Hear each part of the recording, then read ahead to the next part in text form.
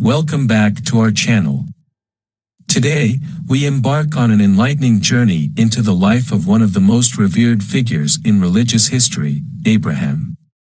From his unwavering faith to his moments of doubt, Abraham's story is a captivating tapestry of obedience, trust, and divine providence.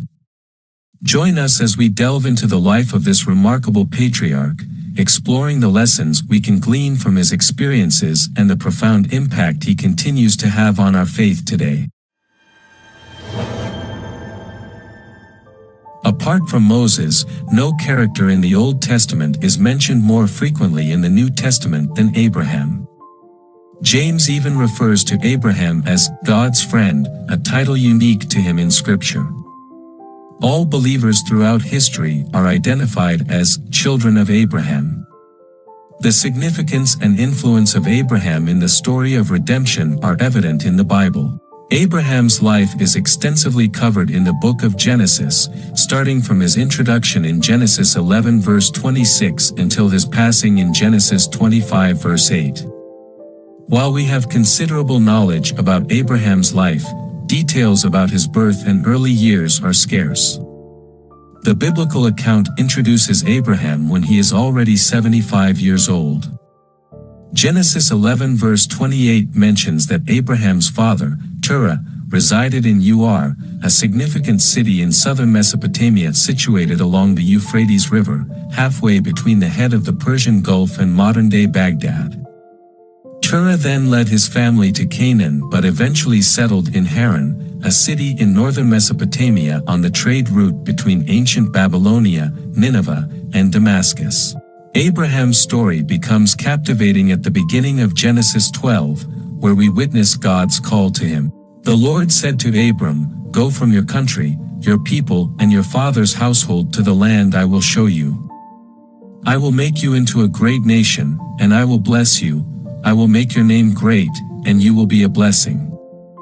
I will bless those who bless you, and whoever curses you I will curse, and all peoples on earth will be blessed through you." Genesis 12 verses 1 to 3. God summons Abraham to leave his home in Haran and embark on a journey to a land that God will reveal to him. Additionally, God makes three promises to Abraham. 1. The promise of a land for his descendants. 2. The promise of becoming a great nation. And 3. The promise of blessings. These promises serve as the foundation for what later becomes known as the Abrahamic covenant, established in Genesis 15 and confirmed in Genesis 17. What sets Abraham apart is his obedience to God. Genesis 12 verse 4 states that, after God called Abraham, he went, as the Lord had told him. The author of Hebrews references Abraham several times as an exemplar of faith, specifically highlighting this remarkable act. By faith Abraham, when called to go to a place he would later receive as his inheritance, obeyed and went, even though he did not know where he was going. Hebrews 11 verse 8. How many of us would leave behind everything familiar without knowing our destination? During Abraham's time, the concept of family held immense significance. Family units were tightly knit, and it was uncommon for relatives to live hundreds of miles apart. Additionally, we have no information about Abraham's religious background or that of his family before his calling. The people of Ur and Haran worshipped the ancient Babylonian pantheon of gods, particularly the moon god, Sin. Therefore, God called Abraham out of a pagan culture. Abraham recognized the call of Yahweh, the Lord, and willingly obeyed without hesitation. Another instance showcasing Abraham's faith is seen in the birth of his son, Isaac. Abraham and Sarah were unable to have children, which was a source of shame in their culture. However, God promised that Abraham would have a son, Genesis 15 verse 4. This promised child would inherit Abraham's vast wealth, which God had blessed him with, and more importantly, he would continue the godly line of Seth. Abraham believed God's promise, and his faith was credited to him as righteousness, Genesis 15 verse 6. God reaffirmed his promise to Abraham in Genesis 17, and his faith was rewarded with the birth of Isaac in Genesis 21. Abraham's faith faced a significant test concerning his son, Isaac. In Genesis 22, God commanded Abraham to sacrifice Isaac on Mount Moriah. Internally, we are not privy to Abraham's reaction to this command. All we see is his faithful obedience to the God who had been his shield, Genesis 15 verse 1, and had shown extraordinary grace and goodness to him thus far. Similar to his earlier command to leave his home and family, Abraham obeyed without hesitation, Genesis 22 verse 3. Although we know the story ends with God preventing Abraham from sacrificing Isaac, we can imagine the emotions Abraham must have experienced. He had waited for decades to have a son of his own, and now the God who promised this child was asking him to give him up. The crucial point is that Abraham's faith in God surpassed his love for his son. He believed that even if he sacrificed Isaac, God was capable of resurrecting him, Hebrews 11 verses 17 to 19. Certainly, Abraham had his moments of failure and sin, just like all of us do, and the Bible does not shy away from recounting them. On at least 2 occasions, Abraham lied about his relationship with Sarah to protect himself in potentially dangerous situations, Genesis 12 verses 10 to 20, 20:1-18. Despite his lack of faith, God protected and blessed Abraham in these instances. We also learn that Abraham and Sarah grew frustrated by their inability to have children. Sarah proposed that Abraham have a child with her servant Hagar on her behalf, and Abraham agreed, Genesis 16 verses 1 to 15. The birth of Ishmael not only highlighted the futility and lack of faith in Abraham's decision but also demonstrated God's grace in allowing Ishmael to be born and blessing him. Interestingly, Abraham and Sarah were known as Abram and Sarai at that time. However, when Ishmael turned 13, God gave Abram a new name, along with the covenant of circumcision and a renewed promise of a son through Sarah. God also changed Sarai's name, Genesis 17. Abram, meaning high father, became Abraham, father of a multitude. Abraham indeed had numerous physical descendants, and all who put their faith in God through Jesus are also considered spiritual heirs of Abraham, Galatians 3 verse 29. Despite moments of doubt and disbelief, Abraham, known as the father of the faithful, is still revered as an example of a faithful life. One crucial lesson we can derive from Abraham's life is the importance of living a life of faith.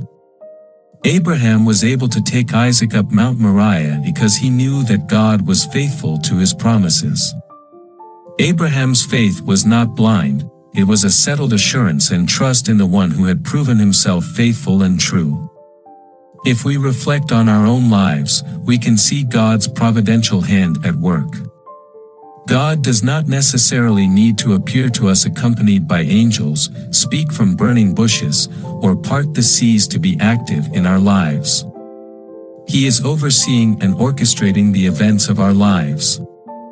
Although it may not always seem that way, Abraham's life serves as evidence that God's presence in our lives is real.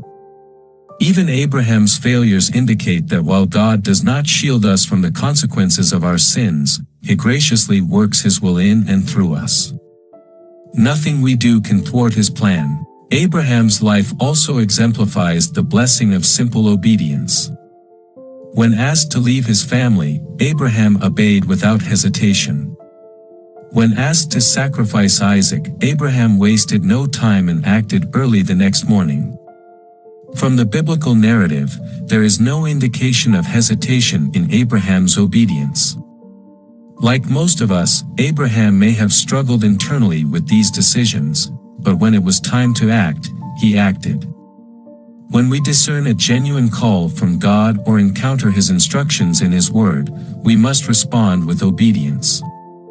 Obedience is not an optional choice when God commands something.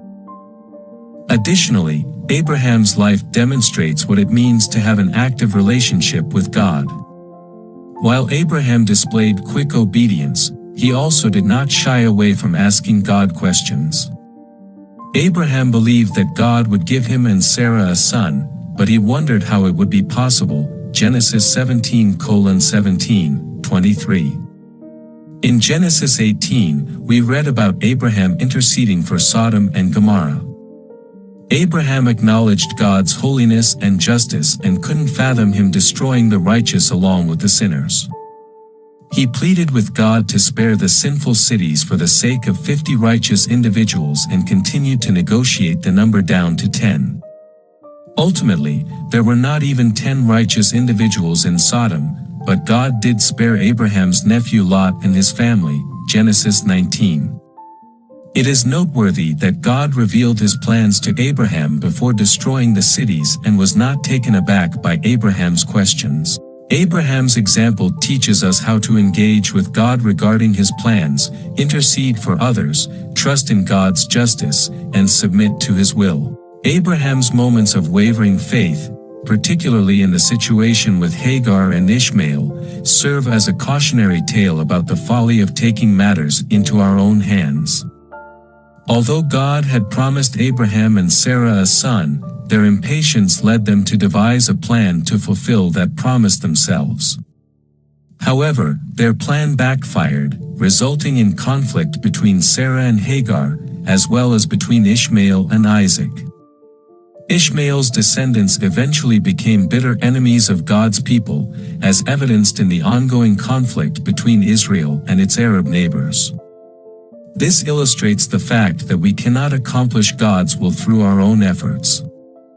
In fact, our attempts often create more problems than they solve.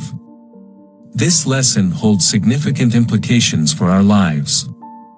When God promises something, we must demonstrate faithfulness, patience, and trust in his timing to bring it to fruition. From a theological perspective, Abraham's life exemplifies the doctrine of sola fide, justification by faith alone. The Apostle Paul refers to Abraham as an essential example of this doctrine in both Romans and Galatians. In Romans 4, Paul devotes an entire chapter to demonstrating justification by faith through Abraham's life. A similar argument is presented in Galatians, where Paul shows that through faith, Gentiles are heirs together with Jews to the blessings of Abraham. This concept is rooted in Genesis 15 verse 6, which states, "Abram believed the Lord, and he credited it to him as righteousness."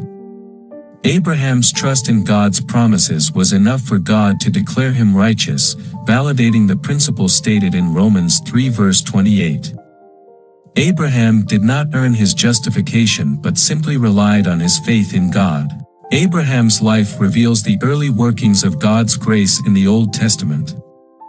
The gospel did not originate with the life and death of Jesus but can be traced back to Genesis. In Genesis 3 verse 15, God made the first promise that the seed of the woman would crush the head of the serpent, which theologians view as the initial mention of the gospel in the Bible. The rest of the Old Testament unfolds the story of God's grace through the line of promise, beginning with Seth.